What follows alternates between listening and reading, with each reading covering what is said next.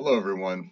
Welcome to this conversation on the Voting Rights Act of 1965, Freedom Summer, and Selma. In this conversation, we're going to look at Mississippi Freedom Summer in 1964. We're going to look at some background on Mississippi, the Congress of Federal Organizations that was created to manage the voter registration drive in Mississippi, the responses to Freedom Summer, and then the creation of the Mississippi Freedom Democratic Party. We're going to look then, secondly, at Selma and the events in 1965. In Selma, we're going to look at the SCLC strategy and then the marches to Montgomery. And then lastly, we're going to look at the results of Mississippi Freedom Summer and Selma, and that is the Voting Rights Act of 1965. So we want to begin with this question: why Mississippi? Whenever we think of the opportunity to vote in America, and the fixing of the discriminatory practices that existed prior to the 1960s, Mississippi is a central part of that conversation. And so why Mississippi? Why would Mississippi end up being such an important part of this story? Well, Fannie Lou Hamer, in her testimony to the Credentials Committee at the 1964 Democratic National Convention, where she told her story of how she was beaten and jailed and beaten um, as as part of her in response to her trying to register to vote. She said, "Is this America, the land of the free and the home of the brave?" And I think the answer to the question why Mississippi is because Mississippi was a particular place where it didn't seem at all like it was America, like what America says it is. And so that's why the focus is going to turn to Mississippi in 1964. So the background to Freedom Summer, which much of Freedom Summer centered in Mississippi, is the state of Mississippi, where many people believe that Mississippi was the poorest, most backward, and most illiterate state in the nation. Um, it's the state where Emmett Till was brutally murdered in 1955 for um, simply speaking to a white woman. Um, it's a state where James Meredith, of a federal court, ordered that James Meredith be entered into the University of Mississippi in 1962, and the governor of Mississippi, Governor Barnett, um, announced what he called interposition, which is the idea that the state would simply nullify this federal ruling, um, forcing the president at that time, President Kennedy, uh, to ultimately send in troops. And there's tremendous violence surrounding the admission of James Meredith, who's pictured here, into the University of Mississippi.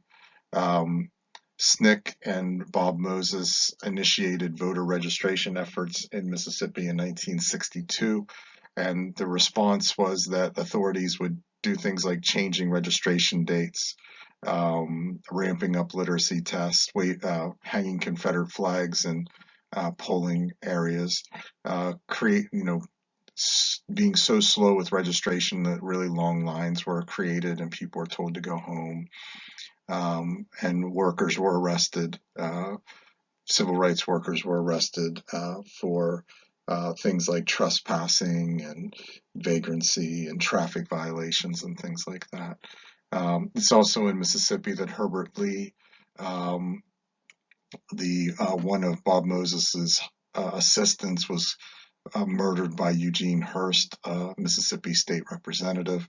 Hurst was not prosecuted. And so the overall picture here is that between 62 and 64 in the South, these voter registration efforts registered almost 700,000 new black voters. But in Mississippi, that number was extremely, extremely small. And so that's why the focus is going to be on Mississippi. So also in Mississippi, this is kind of with regard to the background, we want to give you a sense of the kind of outcomes here as we head towards understanding Freedom Summer. Um, Very famous event in June of 1963. Fannie Lou Hamer, June Johnson, and Annelle Porter are arrested and they're beaten in the Winona jail, brutally beaten. And that event certainly plays into some of the other things that we've been talking about. Um, but there's also a couple kind of positive things coming out of these early efforts.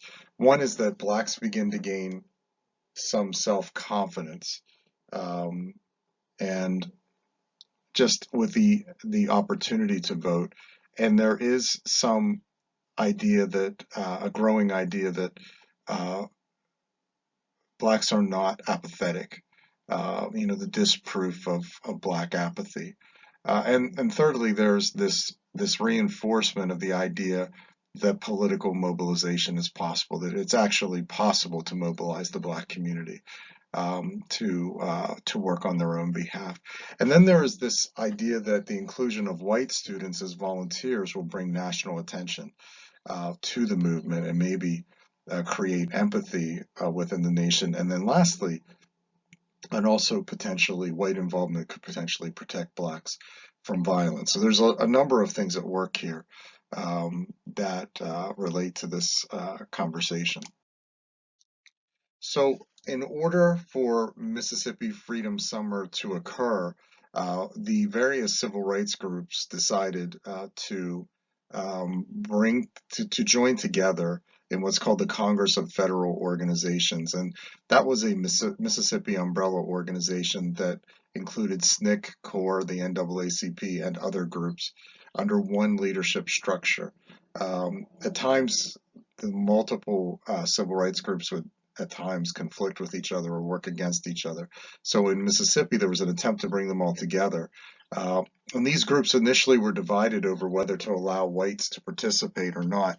Moses and Fannie Lou Hamer essentially convinced the others that it was important to work with whites. And so there's going to be significant white involvement in this movement. And Moses actually went to Ohio on June 15th and met with student volunteers, and a lot of white students are going to come south. White and black students are going to come south to register voters as part of this movement.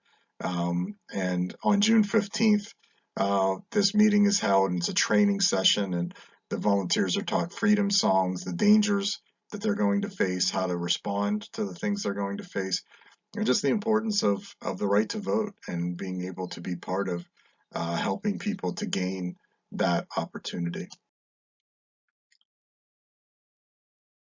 So some of the responses to Freedom Summer, and essentially Freedom Summer is just a bunch of people coming into Mississippi and registering black voters. I mean, that's the essence of what it is. The mayor of Jackson, Alan Thompson, called it an invasion. Three of the workers that came to register voters, James Chaney, Andrew Goodman, and Michael Schwerner, were murdered on June 21st. They were actually arrested, and the sheriff released them to the KKK, and they were murdered, and their bodies were later found in an earthen dam. And what's real important here is that obviously, on one level, these gentlemen risked their lives and ended up giving their lives for this cause. But on the other is that the FBI came in, as you can see this missing, when they were missing, the FBI got involved, and ultimately the FBI comes in and arrested the sheriff and about 20 other people who were involved in this crime.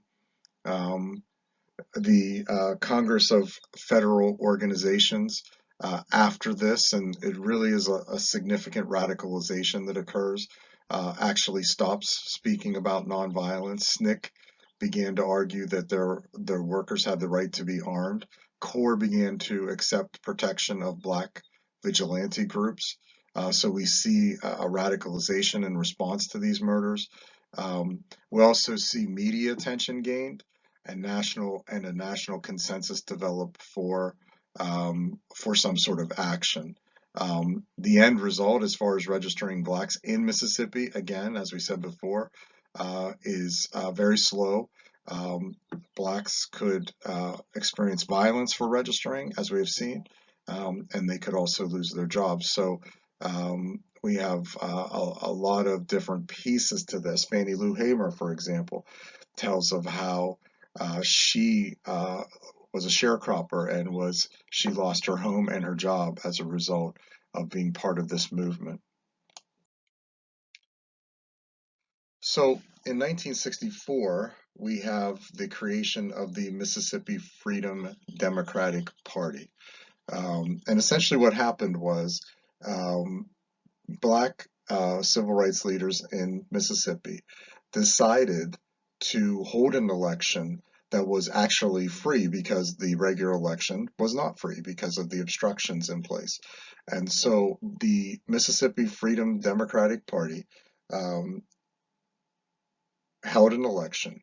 It sent 68 delegates to the Democratic National Convention. It said if the Democrats would seat these delegates, that they would pledge to support the nominees. And they contested that the seats that were held by whites in Mississippi that were not freely chosen. They weren't legitimate. So they said, we think you should remove these people and put our people in. And it is at this time that Fannie Lou Hamer testifies before the Credentials Committee, and tells her story of how she was thrown off her plantation, shot at, arrested, and brutally beaten by the police, um, simply because she wanted to register to vote. And she said the famous words, "Is this America? Is this America?"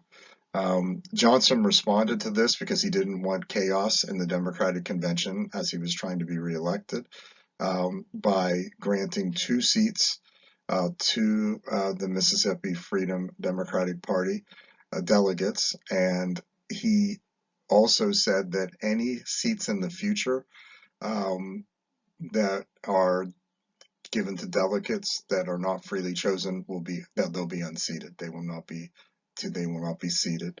Um, SNCC was very upset. SNCC leaders were very upset about this compromise, and the other civil rights leaders did agree to this deal with President Johnson. SNCC was very upset, and this is the time when you really start to see the radicalization of SNCC in 1964 and beyond, as a result of what they considered to be a pretty severe setback and disappointment. So we now shift our focus to Selma and try to understand the events of Selma, because there really are 2 sort of linchpin events that lead us to the Voting Rights Act. The first is Mississippi Freedom Summer, and the second is Selma. So we asked the question, why Selma? What's important about Selma, Alabama? Why would uh, why would what happened in Selma be so critical to the passage of the Voting Rights Act? In his speech on the Capitol steps in Montgomery, um, after the success of the Selma to Montgomery March, Martin Luther King Jr. said this: "I know some of you are asking today, how long will it take? I come to you, I come to say to you this afternoon, however difficult the moment, however frustrating the hour, it will not be long, because truth pressed to earth will rise again. How long? Not long, because no lie can live forever. How long? Not long, because you will reap what you sow. How long? Not long, because the arm of the moral universe is long, but it bends toward justice. How long? Not long, because mine eyes have seen the glory of the coming of the Lord. This is a very famous portion uh, of King's speech, and I highlighted here, I included here, because he hits on several really important points. And the idea here is that ultimately justice will occur, that you can't oppress people forever. Ultimately, justice will occur.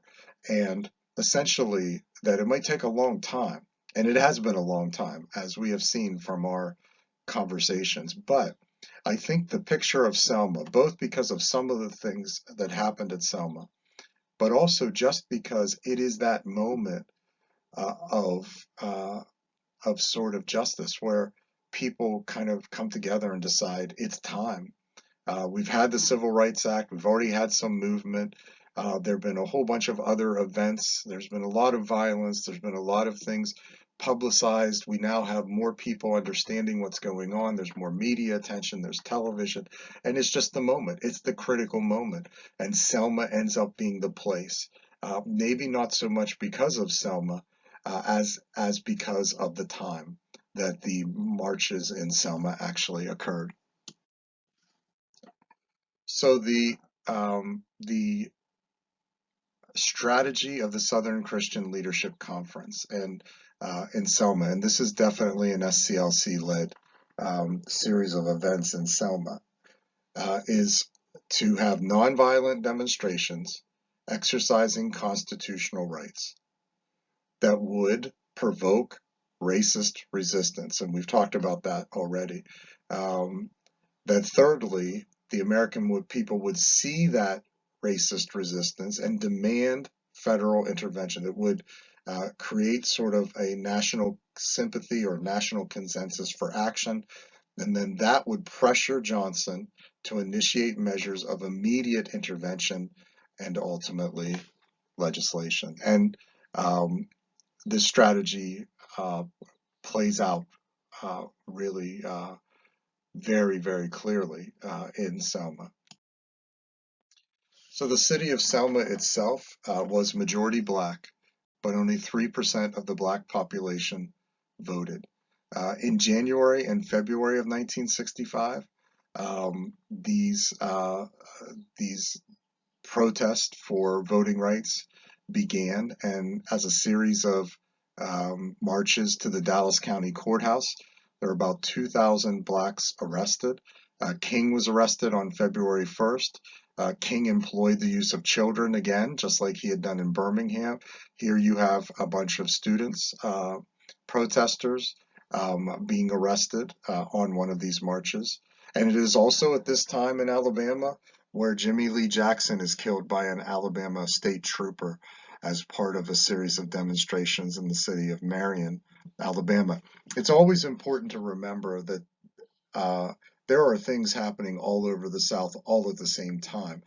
We are highlighting certain things in certain places, but it's obviously, as always is the case with history, far more complicated than that. So the first march to Montgomery, and what the plan was in March, it was to march from Selma to the state capitol in Montgomery. That was the larger vision. And on March 7th, the first march occurred, and it was led by Hosea Williams and John Lewis, again later a very famous congressman. And as the protesters, as they were leaving Selma, approached the very famous now Edmund Pettus Bridge, and the sheriff's deputies were lined up on both sides of the bridge, and on the other side were state troopers blocking the exit. So as the marchers marched across the bridge, they ended up trapped, and um, the uh, the police attacked the peaceful protesters, and just a horrible scene of violence occurred. The troopers and deputies savagely beat a number of protesters. John Lewis was one of them. And it was, again, televised. We have a picture of some of the violence here.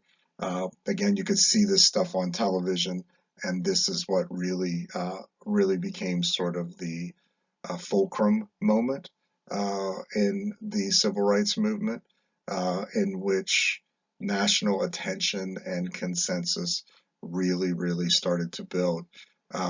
King then, after the events of March 7th, requested that ministers come to Selma. About 400 ministers, pastors, rabbis, priests, nuns began traveling to Selma to become part of what was going on there.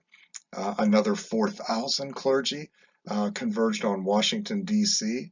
to protest against Johnson's inaction to civil rights, and also to put pressure on Johnson and on Congress for legislation and intervention.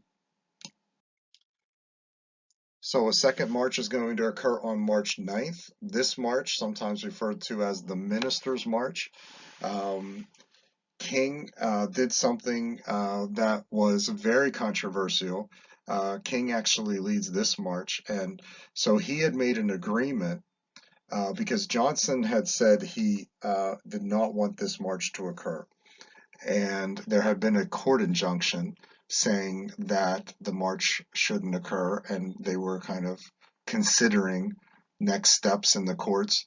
And so King got an agreement to march across the bridge, to have a time of prayer, and then to turn around and march back. And one of the interesting things that law enforcement did, so the first time they came across the bridge, law enforcement blocked the other end. At this time, they all knew the King was going to turn around.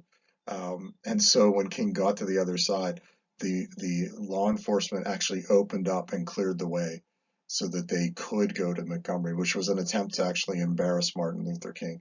And so King did turn around, they did pray, they did turn around and march back into Selma.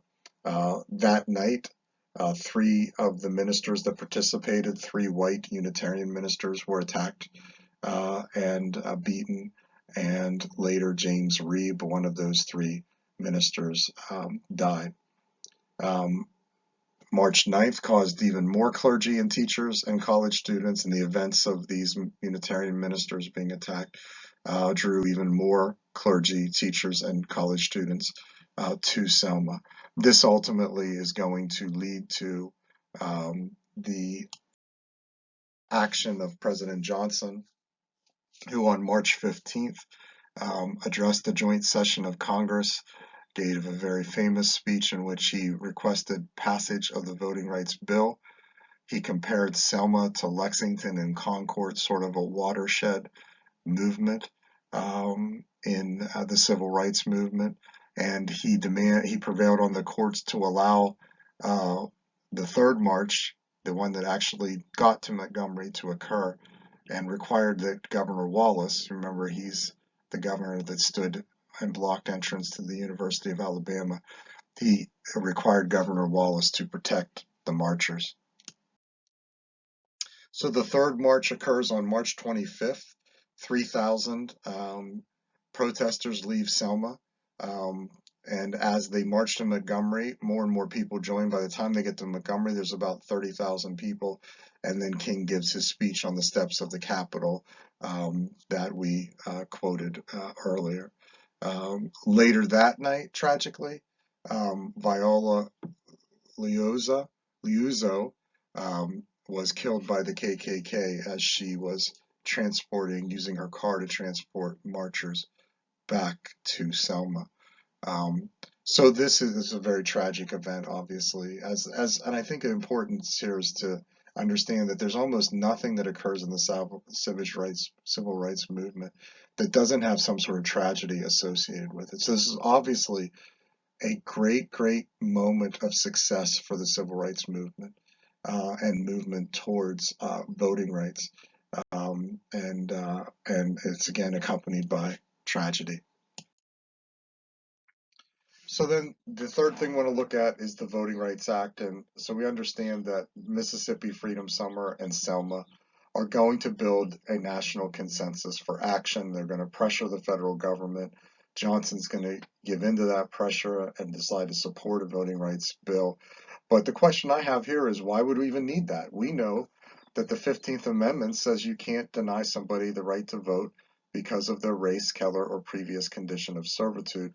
But we also know that people found ways to, and this is so important, you have the system of laws, but you then have the people who administer the system.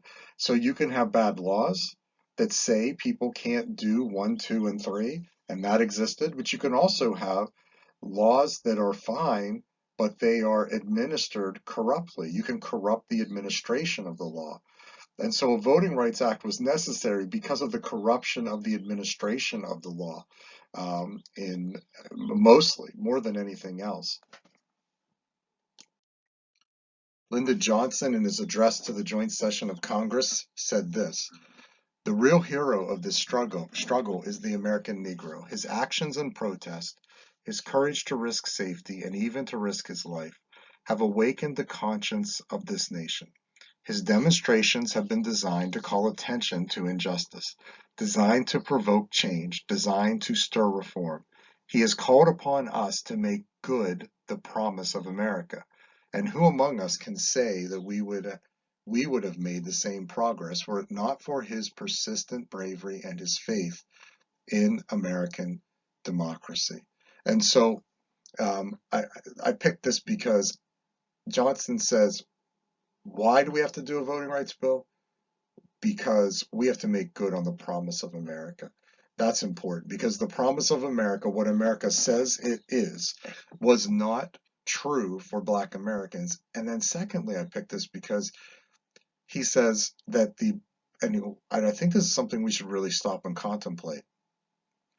The Black protesters, he says, are demonstrating their faith in American democracy. This is important to understand. Johnson's saying, look, these people aren't just trying to burn the country down because of what's been done to them. They're saying, give us the right to vote. And the call for the right to vote is saying, we believe in America. We believe in what America stands for. That matters to us. If you give us the right to vote, it will help. It will move things forward. It is part of what we believe in, and that is America. And I think that's so important to understand.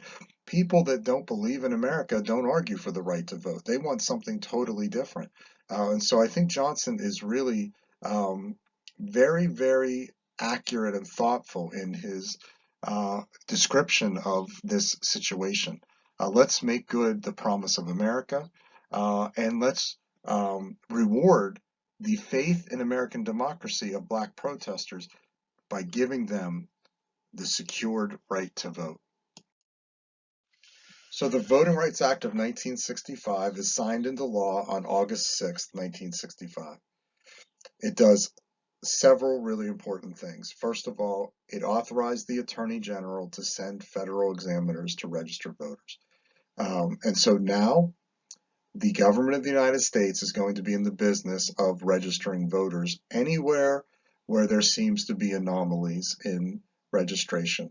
And so and this is really, you might say, don't they always do that? No. Elections are historically local controlled. The local municipalities control the registration system to vote, and they control uh, the um, the voting itself. And the states have something to do with that as well. States will set guidelines in their own states. There's very little involvement by the federal government in all of this. So this is going to flip that all around. And now the federal government can at any point just come in and take over the registration process to make sure, and I was talking about this a second ago, if the process has been corrupted, the administration of the process is corrupted, the federal government is going to step in and administer it themselves. The result of this is that within 2 months, 60% of Selma's Black residents are registered to vote, where before this, only about 10% were registered. The second thing it does is to suspend literacy tests. And notice that's important. It's suspended. They did not outlaw literacy tests. They suspended them for a period of time, and Congress has repeatedly suspended them every so many years, all the way till now. That still is true today. They did not get rid of literacy tests completely, they just suspended them. And you have to understand something. It's not really the idea of saying if someone can't read, they can't vote. That's not an illegitimate idea. There's some legitimacy to that idea, except when it's used to target certain people, or even to understand that if you can't read, you might need some sort of assistance in being able to vote. But this is going to say we're just going to not do this for a while until we feel like we can get to an America where this won't be used, weaponized against a group of people. I find it very fascinating that apparently the Congress of the United States believes we have not gotten to that place in America yet because they're still suspended. Again, not outlawed, but suspended. So in this conversation, we have looked at the landmark moment of passage of the Voting Rights Act of 1965, the two pillars of civil rights, the 1964 Civil Rights Act, the 1964 Voting Rights Act, are now in place, and that in large part, the Voting Rights Act occurred as a result of Mississippi Freedom Summer and Selma. So in this conversation, we looked at Mississippi Freedom Summer. We looked at the background of Mississippi and how intensely segregated a place it was and how segregation was enforced with violence. We looked at the creation of the Congress of Federal Organizations, the responses to the registration of voters in Mississippi, and then ultimately the creation of the Mississippi Freedom Democratic Party and the push in 1964 for Black participation in the presidential election and the effects that that had on the national consensus. And then we looked at Selma and the events in 1965, and that critical moment on the Edmund Pettus Bridge when that violence was filmed on television, put on television, that violence against Black protesters by law enforcement, and how the successive marches to Montgomery ended up essentially putting pressure on President Johnson to the point that he is going to call for voting rights legislation, and also just how the SCLC strategy of trying to doing these peaceful protests to provoke an aggressive response, which would build a national consensus and put pressure on the federal government to act, and then the federal government would act. That all essentially came to fruition in these in Selma. And then we looked at the Voting Rights Act of 1965 and the authorization of federal examiners to come into the South and register the voters themselves. And that's kind of the taking over of the system by the federal government to make sure that it is just. Some questions to consider from this conversation. What are the moral implications of interposition? The idea that a state can nullify a federal rule, court ruling, or law. What are the moral implications of the Ministers' March? What are the moral implications of ministers being involved in protest marches? And thirdly, what are the moral implications of suspending rather than outlawing literacy tests? I think that's an interesting question as well. Thanks for joining the conversation today. God bless you and have a great day.